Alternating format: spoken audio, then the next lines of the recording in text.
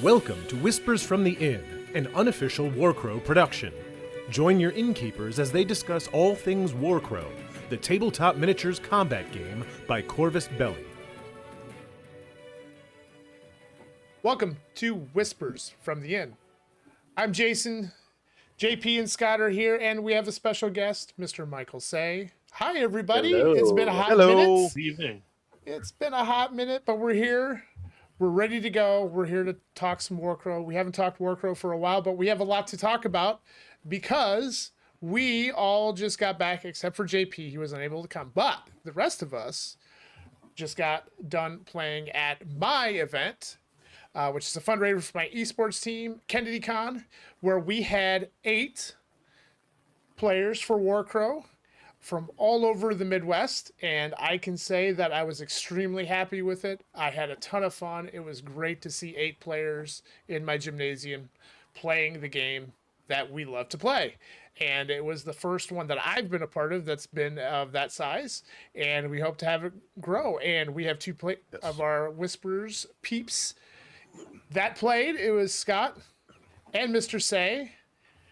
Did you guys have a good time? Definitely, yeah. Had a blast.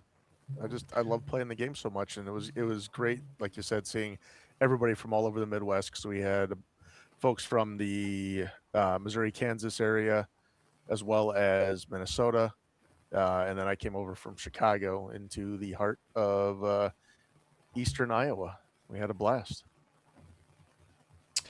Yeah, it was just fun to see. I mean, a lot of the players are Infinity players that have picked up Warcrow.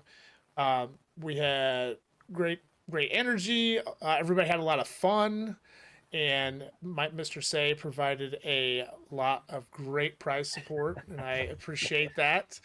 As was foretold in the prophecy. As was foretold in the prophecy, there is a lot of 3D printed awesomeness goodies in there, and yeah, so the nice thing is that today we are going to discuss some 1.6 rule changes. There's a lot of content out there about what those rule changes are, but I say we, Scott and Mike, actually played with some of the 1.6 rule changes for maybe the first time or close to the first time, definitely the first time in a tournament setting. So we got a lot of reps with them. So what we're going to discuss during this episode is how we felt, what maybe some of the more impactful rule changes and how they've kind of changed the game thus far. And we have a pretty good amount of data based off of the tournament. The tournament itself, awesome enough, represented every faction in the game, which is fantastic. We had 1 Northern Tribe player, 1 Hegemony, 2 CNN, 1 Feudum, 1 Scions, 1 Redcaps, and 1 Mount Haven. So we had all of the factions, which I think is fantastic. I'm glad people brought a variety. So we have actually a lot of things that we can talk about because every faction that's in the game got to play. Yeah, I think the biggest piece from the tournament, the takeaway, is that it was a lot smoother and easier to look up rules questions because we're reading from one document now instead of, okay, check the rule book, see what it says there, then go check the 1.5 update to see if that got updated, and then check the FAQ site. So thankfully, we didn't have to do that anymore, and it was all in one document. So we were able to just basically everybody had the, either their phone or an iPad or something, so we could just do searches in the PDF real quick, real fast, boom, done, because it's only one to search. I personally really like the new format. I might be in the minority, but I'm using an iPad regardless anyway. It's nice to have physical stuff, but it's so much faster to search, and I like the bigger text. For phone or tablet, your formatting is great. Yes, if you're a tablet user, it's fantastic. I'll add on to what Scott said too. Is I think the ease of use, especially using a device. I used a printed version that Warlord put together. He's done that for kind of all the major releases, and even then it was great. But I think just in general too is it's a lot more specific in how there's more granularity in some of the things, and so I think a lot of those where you kind of know the steps, but some of it is maybe inferred, or just having it all lined up. Like an example is what are the steps for resolving a face-to-face roll. It is just very clearly bulleted out with each step, whereas before maybe there was some of those steps that were combined, and so over time playing you pick those up. But people like me who forget the rules or mix up the rules or use an older version of the rules, or it's nice to have that just to just lay it out 1, 2, 3, 4, 5. Yep. Agreed. So just so everybody knows, placements, we had Siennan took the top spot, Mount Haven was second, Feudum was third, Hegemony was fourth, Tribes was next, then Siennan, Scions, and then Redcaps rounded it out. And to be fair, Redcaps got played just for the fun of it. he was very pointed that I'm just throwing some stuff from my Workrow Adventures box in, and that's what we're doing. And I'm gonna throw some Scions around. Yes, yeah. He was very adamant about yeeting the Redcaps. Yes, as often as possible. And that's okay. I'm glad there's some people that are like, hey, I'm here to play fun and just do all the things, which is fantastic. So I think what we want to do is I think let's talk about some of the smaller impact for the rule changes, and then we'll kind of go into another section of what the higher ones that we think have higher impact. So small impact changes that were felt after this weekend, and maybe before then too, but maybe just kind of solidified it this weekend. Hold and Shoot's the first one, and who would like to discuss Hold and Shoot and how that has changed? I'll let Mike. And so as part of my list, when I played Feudum, I brought the archers. And so I think kind of just in general, this applies to archers when they use Hold and Shoot, but then they also they have an ability that is Thumb Ring. And so I think I have seen this, you have seen this across multiple different profiles in that, with this balance pass, I think a lot of that nitty gritty, unnecessary complication got removed, so on a Hold and Shoot, are they in range? Do you have line of sight? What is the timing of the movement versus, all that is just, unnecessary. So they've kind of streamlined some of that stuff, which I think was nice. But then also taking Hold and Shoot previously, if you had not acted, you could then Hold and Shoot, and then you would use your activation. So now, you can take a stress to do it, but then still get activations, which I think is a nice change, that you can not burn basically a whole activation on that unit, a whole turn, to do a reaction. And it, I actually had a fun kind of sequence. I was playing Tabby and she was playing Cianon, and we were kind of all globbed in the middle. And so we were playing Banner, and I had made my archers my banner holders. So it was like I activated them and I shot, and then I got a couple points, and then on her activation she then charged into my knights, and so I was able to use Thumb Ring to get a shot off on that. And then when it came back to me, I activated my foot knights, and I made an attack. And then so I had my Magister, and one of the Magister's command ability is, after a knight or noble unit activates, you can spend a command token and then have a non-knight or noble unit. So I then use that to then have my archer shoot again. So it's just I was just shooting. I think I really like the change as well, to where it used to only be when you had not activated yet, you gain the activation token, go through all that. To me it was just too much, basically brain power to remember which units had activated, which units hadn't. Now it's, if they have a ranged attack, they have the possibility of holding and shooting. I've got it. So I think it streamlines that gameplay and also increases the utility of all of your units, so that you don't have, to your point, Mike, you don't have this unit that once had not activated. Now, because it's done an out of turn shooting, it has activated. So I like that shift. Yeah, and I think we'll touch on it in a little bit too, but I think in this vein, I think they have made some changes to just let your things let your units do the things that you want them to do. And this is an example of that. Yep. Awesome. The next one that we can talk about is the changes to ambush. I would debate this is a small impact change versus high impact. It might be high impact. Actually, I think it is high impact personally. It allows you to do what you want to do with your units. However, you have to make the decision to use one of your expendable resources. So the change is if the turn in which you come in an ambush, in order to do a long skill, you have to suffer stress.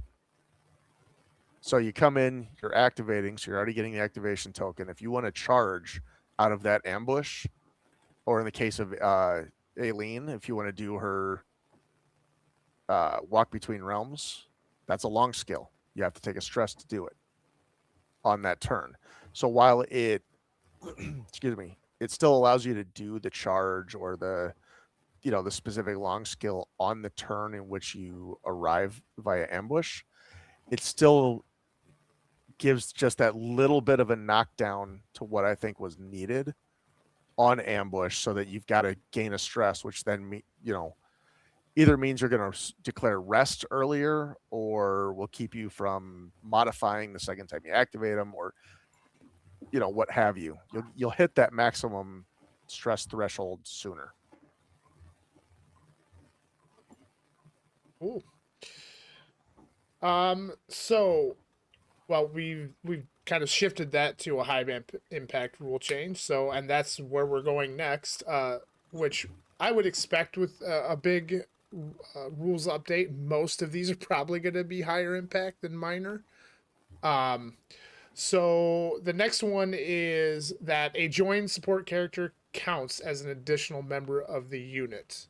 I think this is personally pretty significant. I mean, you get an extra body, which keeps you on the better stat line, which is always a good thing, right? And Makes your unit kind of stronger. similarly to before when I said like it takes the brain power out of it. Correct. Like It's the all hold the and shoot. same now, right? Yep. Exactly. And it lets your unit do the things you want them to do. I mean, that's why you're bringing them. So I think overall this is a good change, that you maintain the coolness of the units you bring. So I know when I had in mind, I kept those support units in there until the end, because they are basically counted as another unit. So I think before, yeah, you're doing that calculation in your head. Do I want to drop them off? Do I want to keep them? So I think this was one that I noticed a lot, is that I really liked this change. To say in my games, I think I only had one character joined to a unit at any time, so it didn't impact my play style in the army, but definitely some of my opponents had, to your point, they had their support characters sticking around longer in the units to keep giving that flavor to the combat, to their army makeup. So I really did like that. And you guys felt that in the tournament? Like it was it was pretty apparent. Yeah, it was apparent. It was and it was a good change. It was a good change because it does keep those because the characters are very flavorful in this game. They add new and different and interesting abilities. Keeping them around a bit longer just helps make the game more fun, and there's more utility throughout the units. Like they can do more things. The next on the docket is rest. Who would like to discuss that change? And I put this in here, and I think, I mean, it's maybe it's not a major change, but I think it is a nice change in that adding in the tinge removal, I think, is big. Because previously you needed a specific set of skills or a specific set of abilities to mitigate some of those things, and then having rest, which was already I mean, I think a really great ability. I think it just got a little bit of a soup up because you added that tinge removal, but then you also swap. Now it is the first move value instead of the second move value, and for most units that's better, but not all, not the foot knights. But for most units, it's a nice change that I think rest is an under maybe it kind of gets slept on a little bit. So I would Unless- agree. bringing it back to the forefront, I think is good.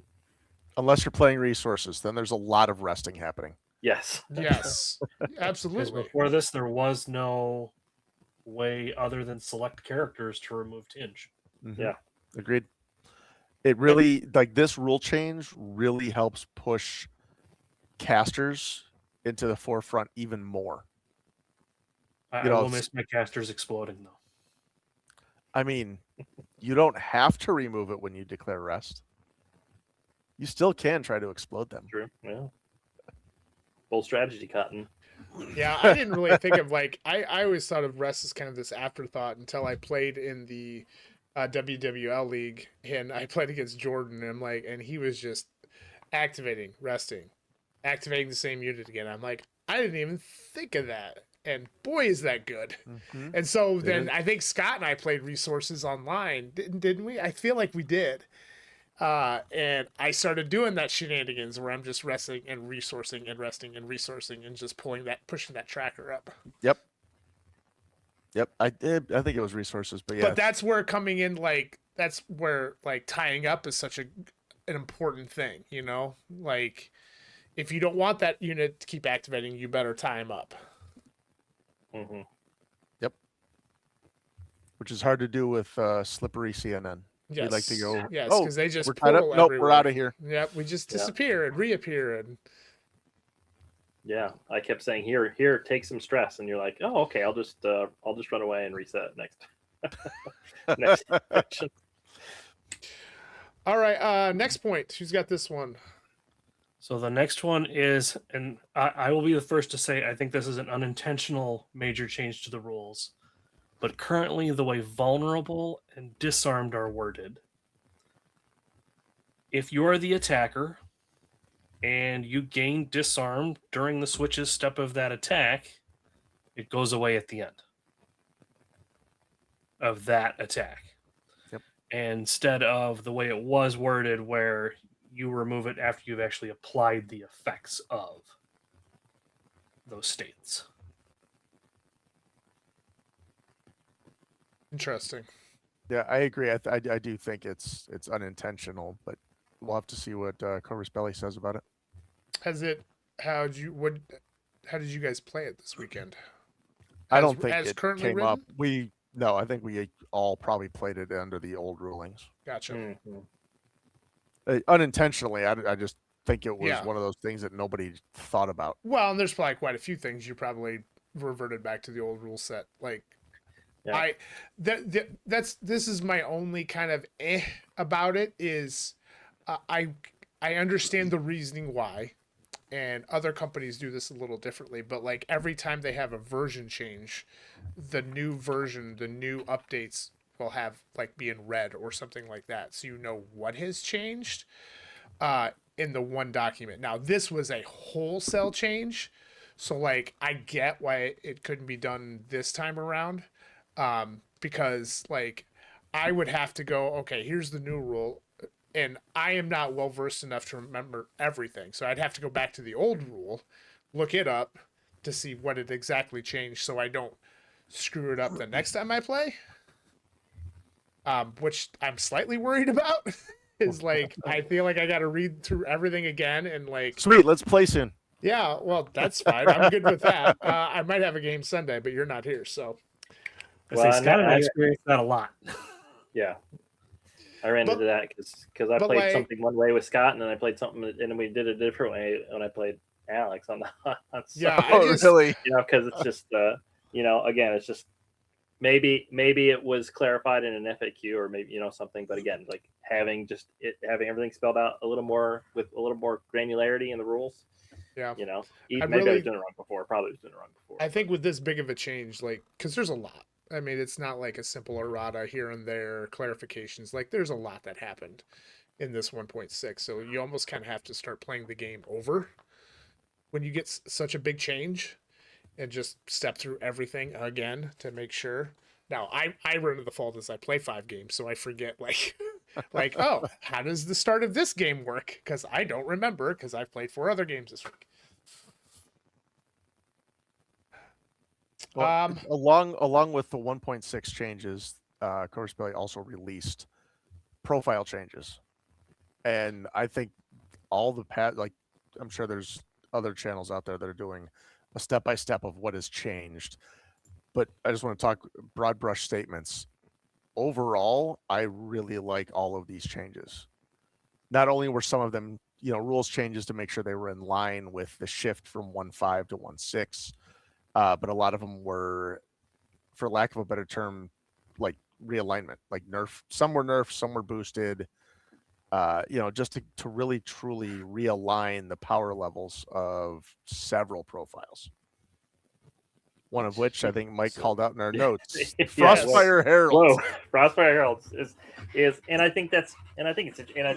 I mean, I'm no mathematician or statistician or any issues, but I think that is something where, is it a buff? Is it a nerf? Is it, but is it a power creep? Is it whatever? But I think it's over time, you've seen the design creativity, the design space expand since the initial releases. And so, yeah, I think it's really great that with 1.6, they take the opportunity to do that to, again, and I think using terms like, to rebalance is maybe not the right. I mean, it is, but maybe it's not. But I think just to apply some of that evolution in design to those older profiles, and it's exciting. And I think, it's definitely given me I'm going back and looking through the different cards and just seeing, oh, okay, this is maybe something I wouldn't have looked at before, but now I really like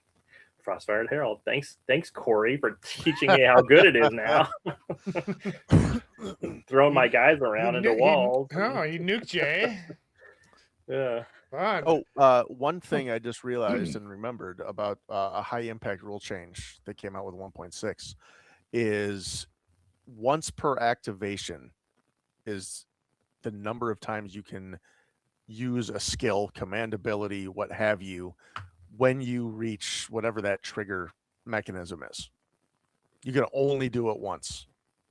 So you can't spam a whole bunch of stuff and add. So like, what is it? Drago adds Conquest to everybody within a certain range. Mm-hmm. You can't just spam it and do it 2, 3, 4 times to make sure you have all the conquests.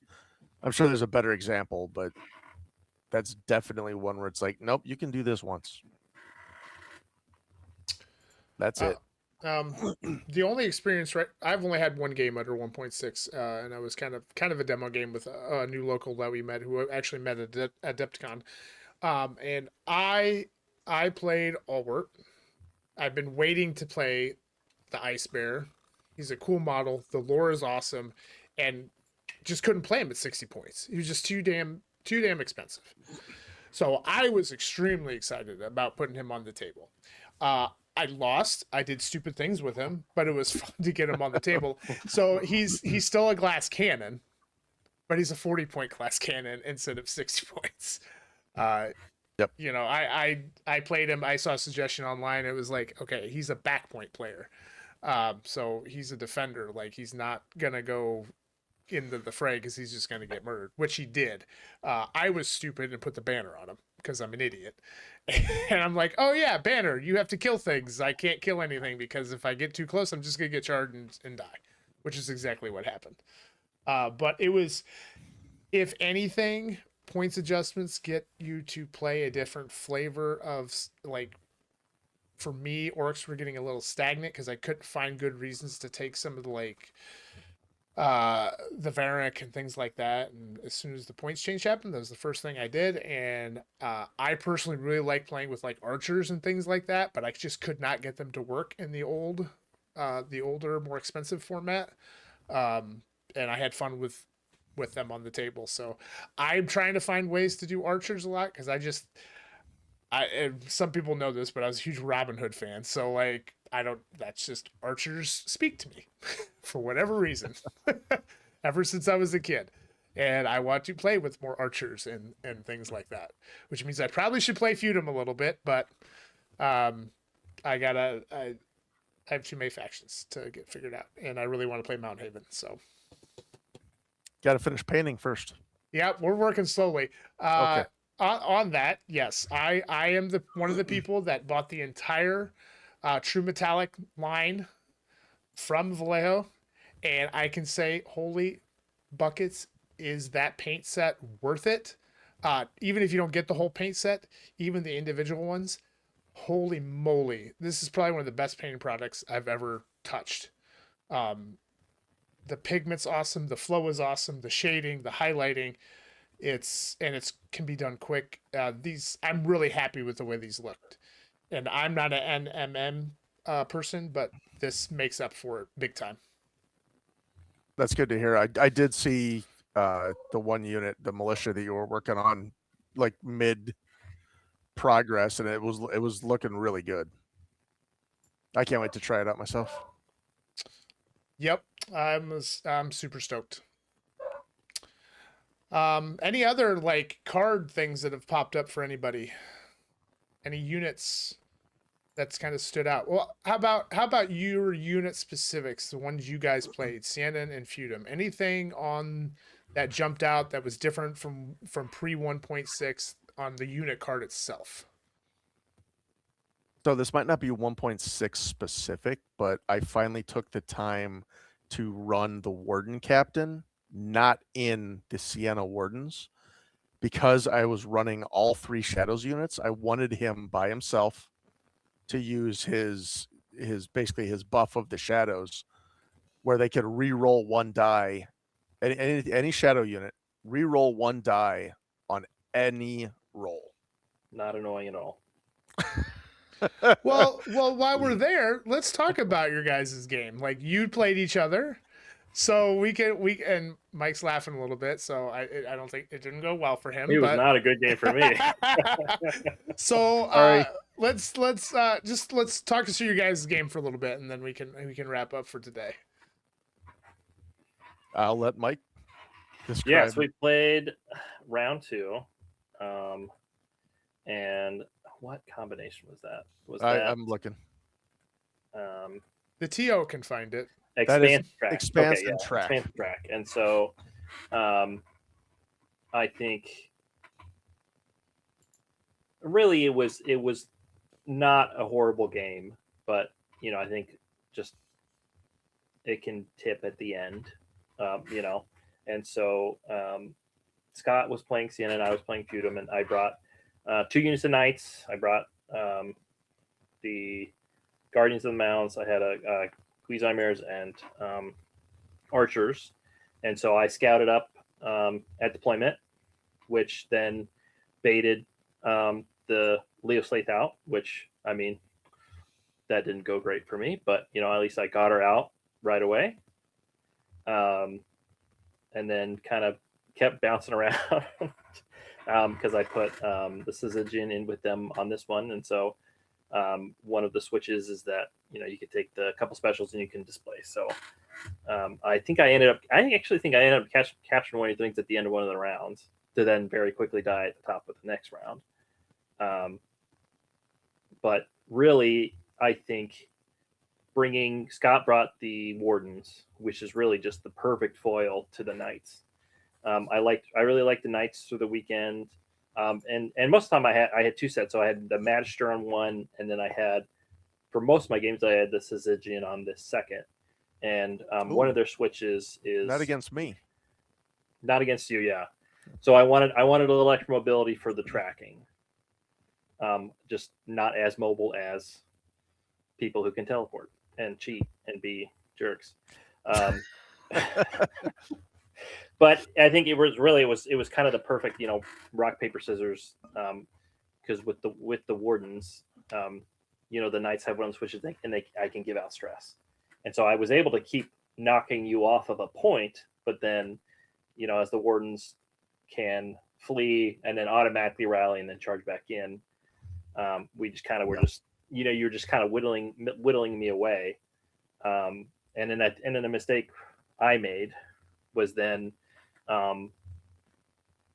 I was under the impression, and maybe, and again, I'm not sure if this was how it was before, or maybe I just misunderstood it before, but I was under the impression that I couldn't move through my own friendly units. One unit moving through another unit. And looking at the text, it does say you can't move through a unit, and then very clearly in 1.6 it says an enemy unit. So mostly my understanding, I'm willing to wager, but. So I kind of lost some mobility and some maneuvering there, which maybe would have made a difference. I think I could have knocked out your shadow, but that was one of those two where it's just kind of, you had set yourself up well, and then I just wasn't able to knock you off. And I can walk through my list real quick. So I had Aileen and the Walker of the Leaf Storm, Leo Slaith for most games. In the Shadows of the U, of course, the final one with decapitation, couldn't put her in there. Shadow of the Hawthorne, Shadow of the Rowan. So that's the 3 shadow units that I really wanted to have out there. Sienna Wardens with the CNN captain inside them, and then the Warden captain. And the main reason for that specific build, where I literally only joined the CNN captain into the Sienna Wardens, is for the Warden captain to be able to do Strengthen the Shadows, which no line of sight, target all allied shadow units. Target may repeat 1 die from all its rolls. At the end of the round, the targets can reduce 2 levels of stress, even if they have been activated. And that skill paid off huge throughout the entire event. Sounds pretty gross. Because I was able, it was a little gross because I was able to push the Shadows of the U a little bit further, knowing that that their stress is going to be reduced further than the standard 1. Right. Well, and that's all. I mean, that's what this game's about, right? Stress management, unit morale. Like, yep. That's it. That's how you win the game. Like, it's so important. And so important. Combined with the Shadow of the Hawthorne, being able to modify on defense, especially if I'm also somewhere near a forest or allied Nemeris unit with Leo Slaith, knowing that it gives me the ability to modify more freely, knowing that all stress is going to go away at the end of the round. Because that addition of plus blue and a block on defense really means it's really hard to kill Shadow of the Hawthorne. Although Corey did it in like the first 2 or 3 turns of our first game. Yeah, Corey's pretty good though, right? Well, and the aggressors are aggressive. Yes, it wasn't aggressors. Oh, it was for me. But and especially too, I think what really too is with track especially, track is a race, and you got to 4. I was at 3 and you got to 4 before I could, and some of that is, especially camouflage was really, really great in ruining everything I wanted to do. The Shadow of the Rowan, I think, was the big one that was throwing you off on that. So Sienna are still broken, and we can move on with life. Yeah, ban them, except when I'm playing them. Well, it's just... Well, and I have to remember this when I play tournaments for Corvus Belly things. Like I've played MCP in tournaments, Shatterpoint. That's like a win, and then point, like tiebreakers are, you're going for the wins. Sometimes in Corvus Belly games, how their tournament system works is that you just have to stop the bleeding and keep it as close as possible. Maybe you're going to be bad at resources because Sienna are much better at you. So what are you going to do to mitigate that? Because keeping it close is important in how they do tournament structures, right? Because it's Yeah, about your tournament points. It has nothing to do with wins and losses. That helps, but correct.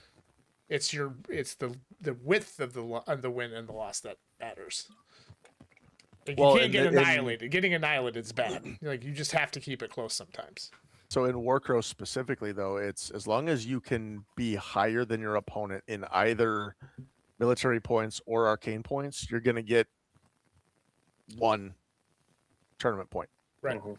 So even if you lose, you're still gaining tournament points, so you can get, keep accruing points and getting into better standings. Yeah, and that's what happened with my game again against Corey, who brought the hegemony. Is we played resources was the feat, and I was able to get out big on that early, and then I was able to kind of just keep sneaking out and grabbing it. But he wiped me off the table, and so he on the military point side of things he really dominated me. But being able to sneak out that arcane point kept me in it. Mm-hmm. I'm gonna throw Moral this in there victory. because this is not on the agenda, but I'm curious. Has anybody found a combination that just doesn't feel good as far as missions? Oh, like the combination of Yeah. scenario and feat. Scenario and feat. Like, if there's just a combo, you're just like, this is just not fun to play. They were not ready for this, everybody. I No, just no, threw we it were out not. there. Not at all. And maybe there isn't, which is a good thing. I'm just curious. I know there's certain scenarios and feats against certain factions that don't feel as good. Yeah, And that's maybe why I was maybe we jumping can with touch that. on that. But Scott has, like, I don't think Scott's run more tournaments than anybody here, and I don't think anybody's been like, hey, this combo of these two is just awful. Because I think Yeah, for Feudum at least, I think is influence zones, or maybe it's I can't remember wherever or consolidated progress where they're all the way back at the deployment zones, and so currently mobility is a little lacking, and there's ways to address that. I could have brought the mercenary guy. I can't remember his name. Armory. Yeah, Amory. Yeah, Ishmael. Yeah, I could have brought Amory and broken him out, but then here in a month or two, I'll have at least a horse, and then maybe the month after, yes. I'll have a couple more horses. So, some of that is just specific to Feudum. Some You're of those speaking tools, of some of those tools expanse. are coming. Yeah. Expanse. Thank you. Yeah. And that's So- like, and we still got a lot of coming. Like, cavalry units still need. I mean, Mhm. Scions are getting their first one this month. Yeah. Harvester Um, Riders. And which are gorgeous model.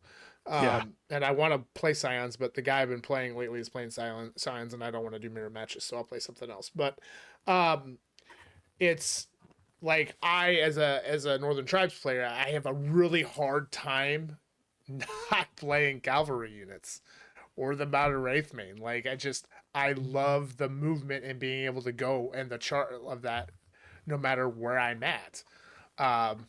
And it was nice on the change to get out of it, because I'd just been stuck in, like, well, I can't think of anything else better to get back there or do this other thing. And I just like the mobility, but also knowing that you can't take. I don't feel like you can take naked cavalry and their Warg Riders. Warg Riders, because I think they just melt. I think having Escold is so important to keep them alive. Yep. I haven't had good And- experiences when they're by themselves. Let's put it that way. So just real quick, the combinations that we played last weekend was Take Positions and the Rift, Expanse and Track, Consolidated Progress and Banner, Loot and Resources, and Influence Zones and Decapitation. Rick and Decap. And it's just I didn't have any that were like I didn't like the combination together, but like to Mike's point, there's some that are harder for specific factions. Like, I had a harder time with resources because Mhm. I only had 2 units Had that multiple. were that had multiple Yep. troops.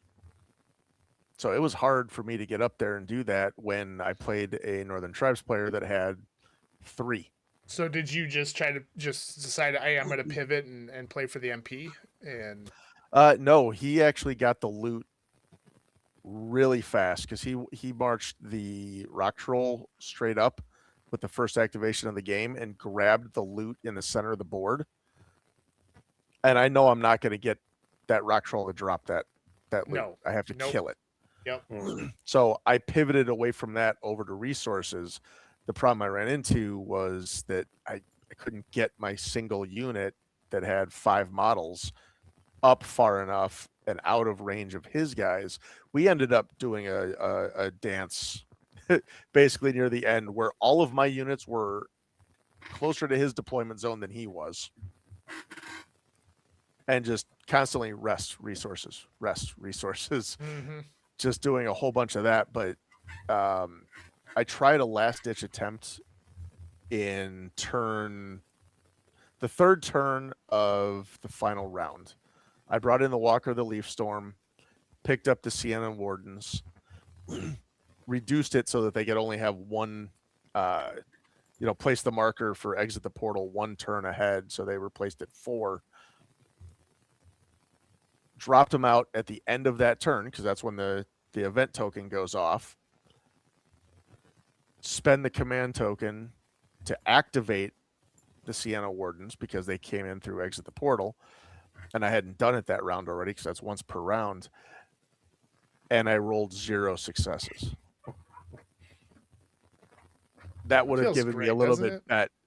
We actually finished that game with both of us having our resources tracker on the 10th Oh, turn. yeah. Because he got the exact number to get up to 10 without reducing me. So we both ended on 10. Interesting. Yeah. That'd be the first. I That don't think one- I've seen that yet. That was a lot of fun. That was against Luke. Cool. All right. Well, that's what we got, everybody. 1.6 is out. It's a new game, but the same game. I think everybody here has been having a good time with it. We're just going to keep getting more units and more units. And Gen Con is coming up. So, yeah, any final thoughts, everybody? Just that this is the first annual KennedyCon Warcrow tournament. So look for an announcement for next year whenever KennedyCon dates are chosen. Yep. It'll be in May, most likely, again. So but I got some time to figure out that. So if anybody who was at the event is listening, thank you so much for attending. It was awesome. It's one of my favorite things to do.